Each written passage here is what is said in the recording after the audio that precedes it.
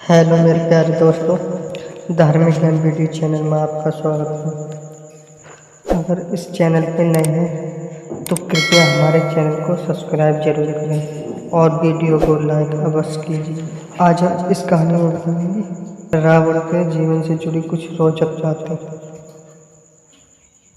और ये भी बताएंगे रावण कौन था, क्या था, उसके जीवन से जुड़ी कुछ बातें, यहाँ तक कि रावण के वध के बारे में भी बताएंगे। तो आइए कहानी इस तरह शुरू करते हैं। तो आइए मेरे प्यारे दोस्तों, चलते हैं कहानी की तरफ। हिंदू धर्म से जुड़े प्रत्येक व्यक्ति को भगवान राम और उनसे जुड़े सभी किस्से जैसे राम रामायण योद्याद ही होगा। रावण का नाम तो आपने सुना ही होगा, क्योंकि प्रत्येक वर्ष दशहरे के दिन जगह जगह पर रावण के पुतले जो जलाए जाते हैं, तो उनके बारे में तो छोटे छोटे बच्चे भी जानते हैं कि वह दुराचारी व्यक्ति था, इसलिए भगवान राम ने उसका अंत किया। परंतु रावण के जीवन की कुछ ऐसी अनकही और अनसुनी बातें हैं जिनके बारे में शायद आपको पहले कभी नहीं सुना होगा, जो आज हम आप सभी को अपनी इस वीडियो के जरिए बहुत महत्वपूर्ण बताने वाले हैं। तो आइए चलते हैं इस कहानी की तरफ। रावण के जीवन की छोटी सी सामान्य यात्रा को इस कहानी के जरिए शुरू करते हैं। तो दोस्तों, मेरे रावण का पूरा नाम तो रावण ही था। अन्य नाम से रावण जाना जाता था, दशनानन और दशकंठी भी कहा जाता था। रावण की जाति ब्रह्मा थी और ग्रह नगर की लंका में था। तो आइए मेरे प्यारे दोस्तों, जानते हैं रावण कौन था। इससे पहले हमारे चैनल को कृपया सब्सक्राइब जरूर करें। रावण कौन था? यह एक बहुत आसान सवाल है जिसका जवाब आप सबके पास होगा कि रावण लंका का राजा था। परंतु रावण कौन था, इसका जवाब केवल एक वाक्य में नहीं दिया जा सकता, क्योंकि रावण ज्ञान का एक अथाह भंडार था और उसके समान विद्वान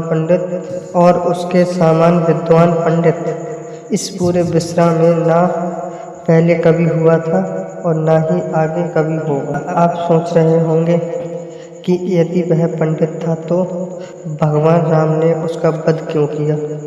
इसके बारे में हम आगे चर्चा और क्या करें, पहले रावण का पूरा परिचय जान लेते हैं। दरअसल रावण एक बहुत बड़ा विद्वान, राजनीतिज्ञ, सेनापति, वास्तुकला का ज्ञाता और साथ ही बहुत सारे ज्ञान विद्वान से जुड़े ग्रंथों का ज्ञाता रावण था।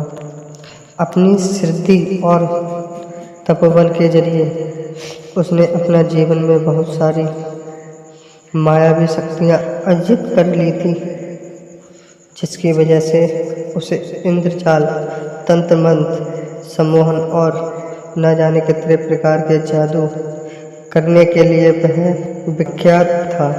यदि सचेत रूप में कहें तो रावण एक ऐसा व्यक्ति था जो भगवान राम की तरह ही 64 कलाओं में निःशुल्क था।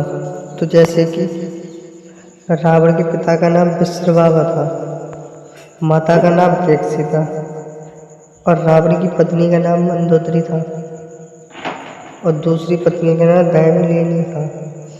तो आइए चलते हैं रावण का जन्म एवं परिवार। यदि बात की जाए रावण के परिवार की, तो रावण भगवान ब्रह्मा जी के वंशों में से ही एक है। ब्रह्मा जी के कई सारे पुत्र थे, जिनमें से उनके 10वें पुत्र का नाम जातीय पुलस्त्य था। रावण के पिता श्री विश्रवा एक बहुत महान ज्ञानी पंडित हैं, जो सदैव धर्म के रास्ते पर ही चलते थे। ब्रह्मा के वंशज होने के कारण रावण भगवान ब्रह्मा जी के परपोते थे। मुनि विश्रवा ने अपने जीवन काल में 2 विवाह किए थे। उनकी पहली पत्नी परवानिनी और दूसरी पत्नी केकसी थी। उनकी पहली पत्नी बरलानी एक पुत्र को जन्म दिया, जिसे आज आप कुबरे के नाम से जानते हैं। जी हाँ, वही जो दुनिया के सभी खजानों के राजा माने जाते हैं। और उनकी दूसरी पत्नी केकसी अशुभ समय पर गर्भ धारण करके कुंभकर्ण, शूर्पणखा और रावण जैसे क्रूर राक्षसों को जन्म दिया। परंतु एक सकारात्मक परिणाम भी उनके साथ हुआ जब उन्होंने विभीषण को जन्म दिया।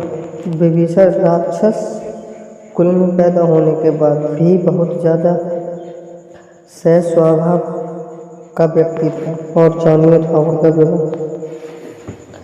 वैसे तो रावण के महल में रानी वास में हजारों रानियां रहती थी, परंतु उसका सबसे पहला विवाह दिति के पुत्र मय, जिनकी कन्या का नाम मंदोदरी था।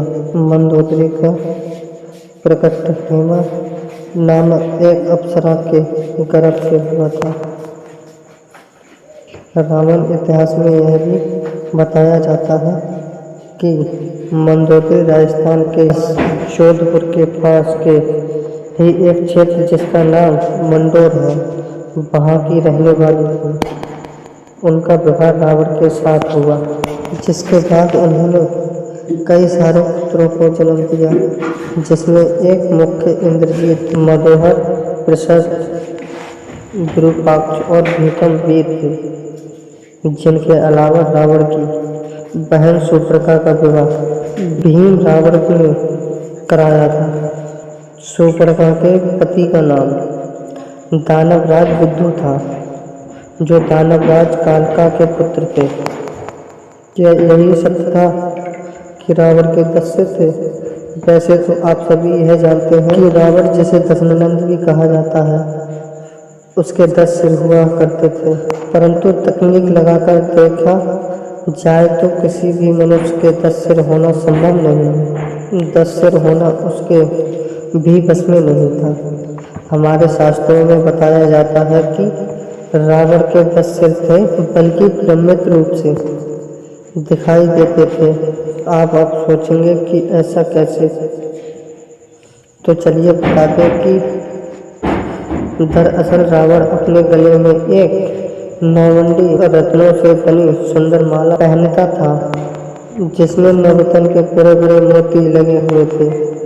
उनकी चमक इतनी ज़्यादा तीव्र थी, प्रत्येक हीरे में रावण का एक अलग सिर नजर आता था, जिसमें से देखने पर एक रावण का अप्रत्यक्ष सिर भी साथ में नजर आते थे, जिसके चलते रावण खुद को दशनंद कहलवाना बेहद पसंद करता था। और उनके 10 सिर का भय तीनों लोकों में छाया हुआ था।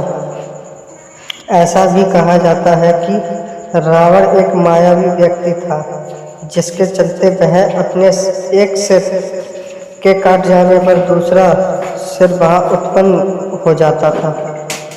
प्यारे दोस्तों, जानते हैं रावण का जीवन नाभि में कैसे आया? आपको यह वाक्य तो पता होगा कि किस प्रकार भगवान राम ने रावण का वध किया। जी हाँ, जब युद्ध के दौरान भगवान राम रावण को नहीं मार पा रहे थे और लगातार रावण युद्ध के मैदान में अपनी माया दिखाता जा रहा था, तब भगवान राम को चिंतित देख विभीषण आगे आया और उन्होंने कहा कि भगवान रावण के प्राण उनके नाभि में एक अमृत कलश में रखे हुए हैं। यदि आप उनकी नाभि पर वार करें तभी रावण की मृत्यु हो सकता है।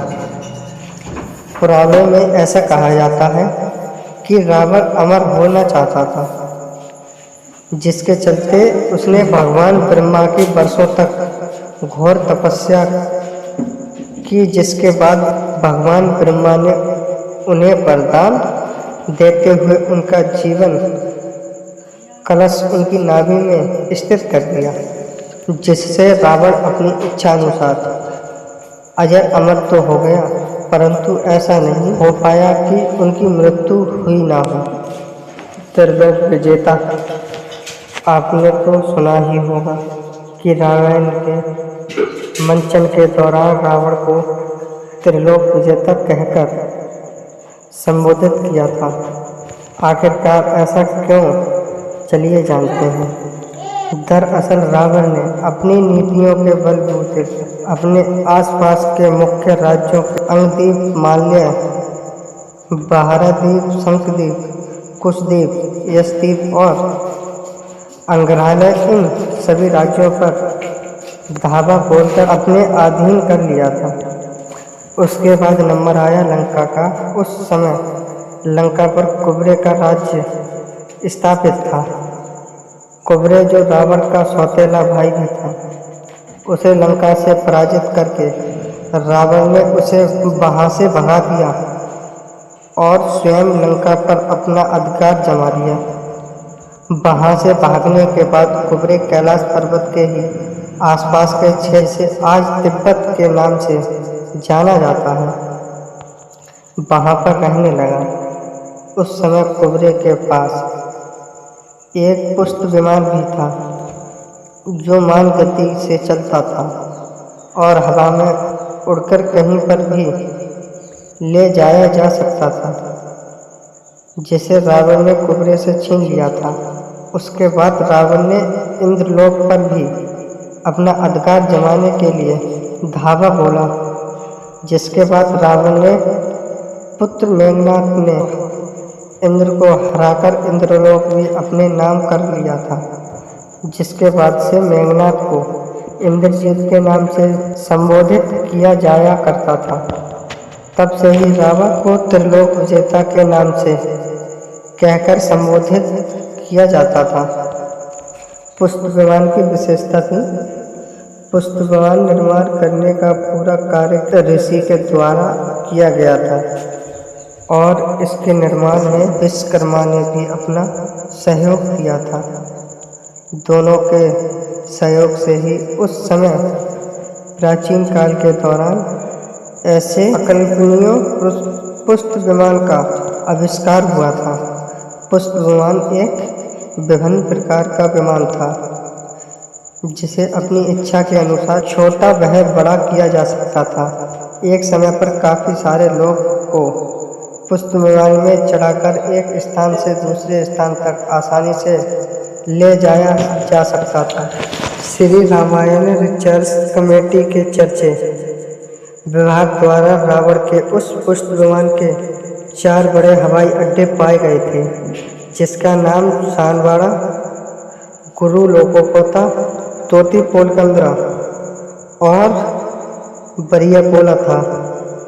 इन सभी हवाई अड्डों में से एक हवाई अड्डे को हनुमान जी ने लंका दहन के समय जलाकर राख कर दिया था, जिसका नाम उषानगोड़ा था। मन की गति से उड़ने वाले पुष्प विमान को चंद मिनटों में ही एक स्थान से दूसरे स्थान पर आसानी से ले जाया जा सकता था। रावण ने की इतनी महान रचना। रावण भले ही कितना बड़ा आधुनिक रहा हो, परंतु वह अरब काल से ही भगवान शिव की भक्ति में लीन रहा करता था और भगवान शिव को ही सबसे बड़ा मानता था। रावण को गीत संगीत से बहुत ज़्यादा प्रेम था।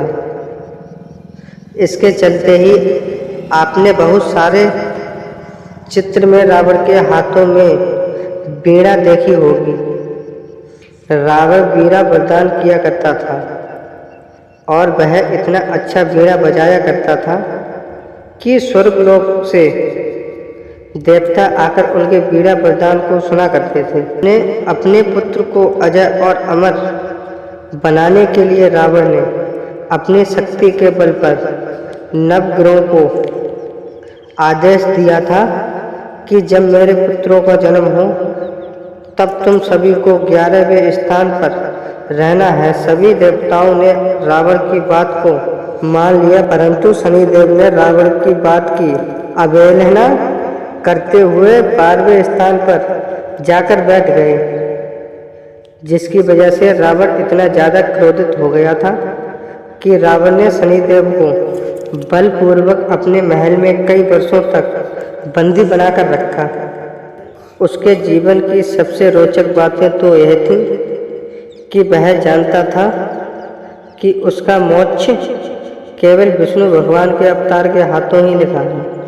उसे सर्वज्ञाता भी कहा जाता था, जिसके चलते सब कुछ जानते हुए भी उसने भगवान से बैर लिया ताकि वह उसे अपने हाथों से ही मारकर मोक्ष प्रदान कर सके।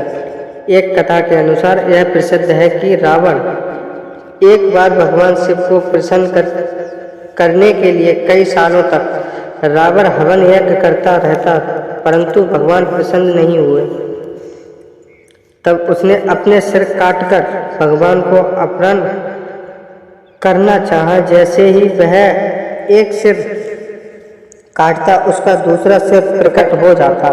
इस तरह उसने 9 सिर भगवान को चढ़ाए और 10वां उसने शीश पर विराजमान रहा, जिसके बाद से ही उसे दशानन की संज्ञा दी गई।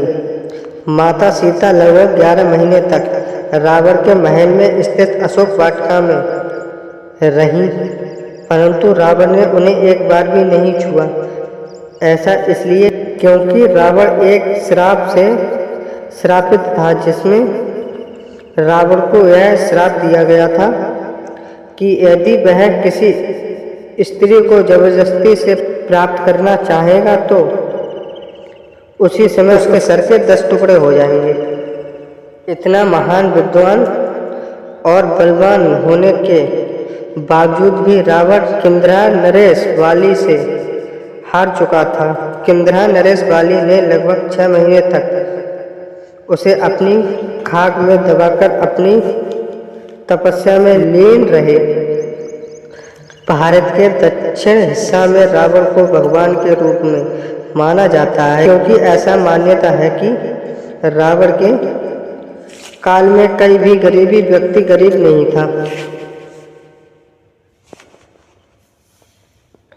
रावण के काल में कोई भी व्यक्ति गरीबी में गरीब नहीं था, क्योंकि सभी के घर सोने से परिपूर्ण रहा करते थे। रावण को सोने से बहुत ज़्यादा लगाव था, जिसके चलते उसने अपने महल और पूरे लंकापुरी सोने की बनाई हुई थी। ऐसा तो इसलिए गवाया है कि कहा जाता है कि एक इंसान में अच्छे और बुरे दोनों ही प्रकार के गुण होते हैं। उसे अपने गुण का बखार करने की आवश्यकता नहीं होती, क्योंकि उसके कर्मों से ही उसके गुण का बखान हो जाता है।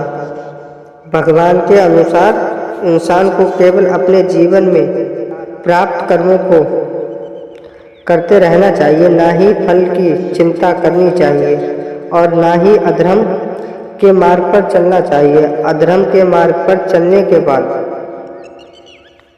तो रावण ही अपने प्राण नहीं बचा पाया, तो हम तो केवल एक साधारण मनुष्य हैं।